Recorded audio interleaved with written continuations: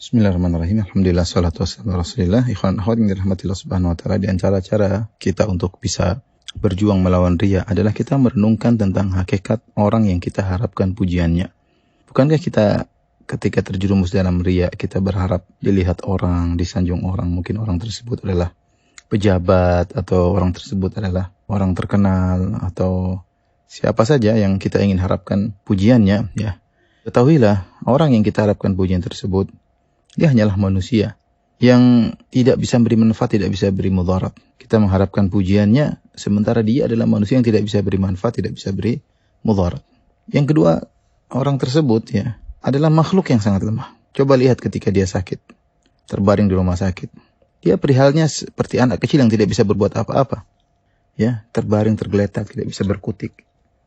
Nah, orang seperti ini kita mengharapkan pujiannya buat apa? Buat apa? Seandainya orang ini yang kita harapkan pujiannya, kemudian dia meninggal, kemudian tidak dikuburkan, maka akan mengeluarkan bau yang sangat busuk. Manusia, siapapun dikuburkan ya, pada umumnya adalah mengeluarkan bau yang busuk. Akan mengganggu keluarganya, bahkan mengganggu masyarakat sekampungnya. Apakah orang seperti ini yang kita harapkan pujiannya? Ya, apakah dia bisa memberi manfaat bagi kita di akhirat kelak? Bahkan bisa jadi orang yang kita harapkan pujiannya tersebut, mungkin kita lebih baik daripada dia.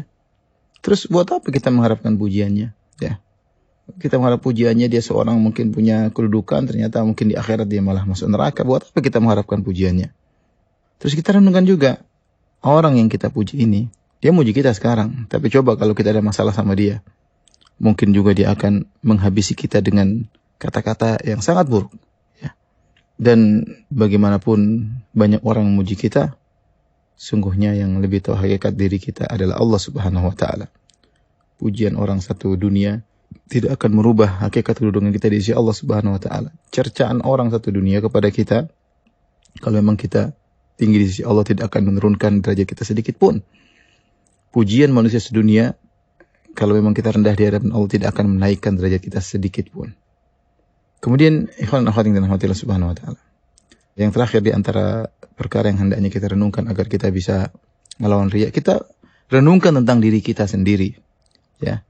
Renungkan tentang diri kita sendiri. Apakah hakikat diri kita? Orang muji-muji kita, apakah memang kita mulia?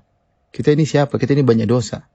Kalau dosa-dosa kita dibongkar sedikit saja oleh Allah, tidak semua, sebagian saja, maka tidak ada yang mau tertarik dengan kita. Tidak ada yang akan muji kita.